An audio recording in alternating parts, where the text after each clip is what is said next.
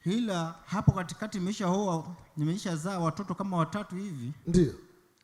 Nilikuwa ninamiliki duka kubwa. Duka kubwa. Mwaka 2020 ghafla nikaanza kuporomoka kibiashara, kiuchumi. Nilikuwa sijawahi kuchukua hata mkopo sehemu yoyote ile. Ndio. Nilipoona nikaanza kuporomoka kidogo kidogo, nikaamua kuanza kukopa. Mpaka nikakopa mpaka benki. Ndio.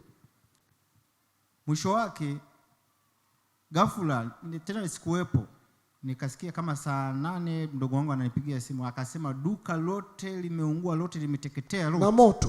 Na moto. Umetoka wapi? Akasema hatukujua. Sasa kwenye duka mke wangu ndiye alikuwa anauza humo. Ndio. Na mke akaungua. Mke wangu. Alikuwa ndani ya duka. Alikuwa amebeba mtoto, ila mtoto ndiye alimrusha nje. Yeye kuja aliokoa mtoto, lakini yeye akaungua, lakini nikamuuguza kama miezi 2 hivi. Ndio. Na miezi 2 hiyo akawa amepoteza maisha. Mke wako?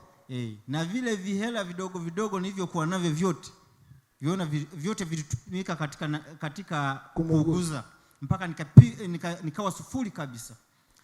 Mwisho wake nikaona hapa ni aibu tu, nikaamua kukimbia kule nilipokuwa. Ulikokuwa? Madeni yakawa mengi. Ndiyo. Kila mmoja ananidai, nikaamua kukimbia mjini. Nakimbia hapa, ninapoenda madeni yananifuata. Yanakufuata? Naenda huku madeni yananifuata. Mwisho nikasema au nioe mwanamke mwingine nini? Nikaoa. Ndio. Nilipooa sasa madeni yakawa madeni sasa. Yakaongezeka. Mwanamke na yule akasema mimi siwezi kuvumilia mambo haya. Kuishi na mtu kama huyu. Na watu wakawa wanamwambia huyu hapana. Mwanamke akanikimbia. Sasa hapo ilikuwa 2020 nafikiri na 3 na 4. Ndio. 2023. Ndio. Ndipo ukapanga mkutano Bukoba. Wa Bukoba 2024. Ndio. Sasa rafiki yangu akasema wewe umeshaenda kwa waganga wengi na hizi nani zako, shida zako. Mara ya kwanza akaniambia au wewe mwanamke mwingine nini? Nikasema hapana. Sitaoa tena. Rafiki yangu akasema kuna mtume anakuja, mtume Mwamposa. Nikasema Mwamposa kweli anaweza? Akasema anaweza. Nikasema sina nauli ya kwenda kule. Kwa sababu nilikuwa kweli sina nauli. Na nilikuwa mjini wala sikuweza yani sikuwa na sehemu maalum ya kwamba niko hapa nimepanga. Ndio. Nalala leo kwa rafiki yangu huyu, kesho nalala kwa huyu, ili mradi maisha yafanye nini? Yaendelee. Mwisho ndipo ulikuja Bukoba. Nauli ya kwenda Bukoba ikakosa kabisa. Ukakosa? Ikakosa. Ila nikasema hivi, ngoja niwe naangalia kwa jirani yangu kwenye TV. Kwa hiyo mikutano wote ilikuwa siku 3 kama sikosei. Mimi nilikuwa kwenye TV.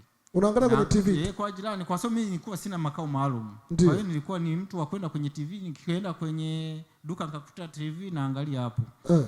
Jioni ukiingia kwenye operation na mimi naongea. Lakini nikawa naomba nikaomba mke wangu arudi. Yule aliondoka.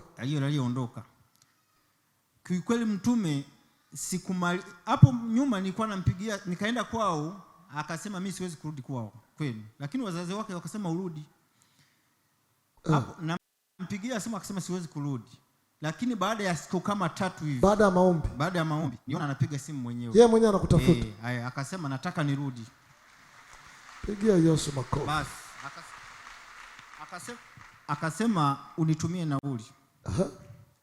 Nikatafuta kwa marafiki, nikamtumia.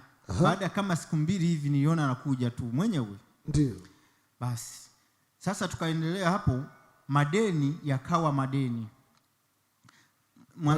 Mwanamke akasema sasa hilo umelimaliza hilo.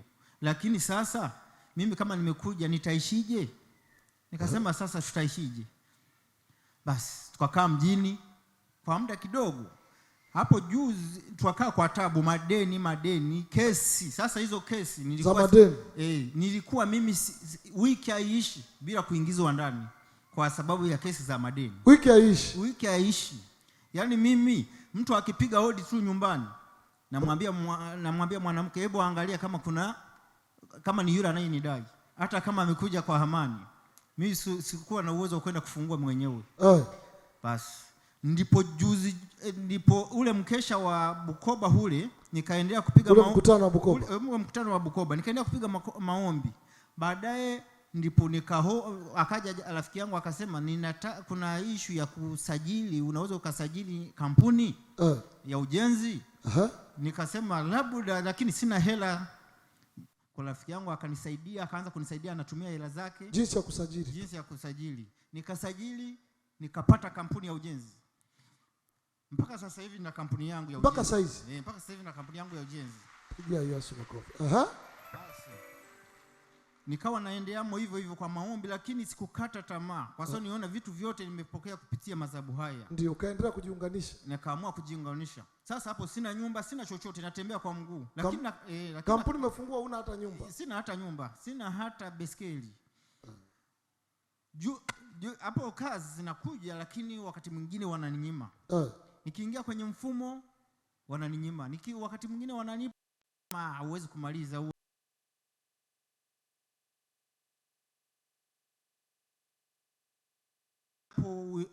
Karagwe nilipokuja. Ulipokuja juzi. Ndio. Mtume nilikaa pale siku 4. Pale uwanjani? Hapo uwanjani. Lakini tangu siku hiyo ulipotoka tu, uliposema tuchane kesi, ilikuwa siku ya Jumamosi. Ukaandika kesi zako? Nikaandika kesi zangu nikiwa na mke wangu hapo. Nikaandika, tulipochana kesi. Mimi ninachokuambia sasa hivi una miezi kama 4 hivi au 5 hivi tangu umetoka. Tangu nimetoka kule. Nimejenga nyumba kubwa. Ya kwako? Ya kwangu nzuri. Hiyo hapo? Ndio. Pigia Yesu makofi mazuri. Nimenunua na pikipiki yangu ya kutembelea ya kuwa nazunguka kwenye kazi zangu. Mpaka sasa hivi nimeweza nina kimtaji changu cha kuendesha site za serikali ambazo ninapata. Pigia Yesu makofi. Pale nyuma umeandika Arise and Shine. Ndio nimeandika kwa sababu nimesema siwezi kukufuru, kwa sababu hii pikipiki na vitu vyangu nimevitoa kwenye madhabahu ya Arise and Shine. Pigia Yesu makofi. Mpaka sasa hivi nina mtaji wangu wa kuendesha kazi zangu na nina kazi nyingi. Mpaka sasa hivi niko hapa, wakati mwingine uko hapa ninaamua kuzima simu kwa sababu ya simu za kazi. Ziko nyingi sana mtu. Kipindi kile ulizidiwa na madeni. Sasa hivi umezidiwa na nini? Sasa hivi nazidiwa na kazi nyingi sana. Natamka ukazidiwa na mambo mazuri, sio mabaya.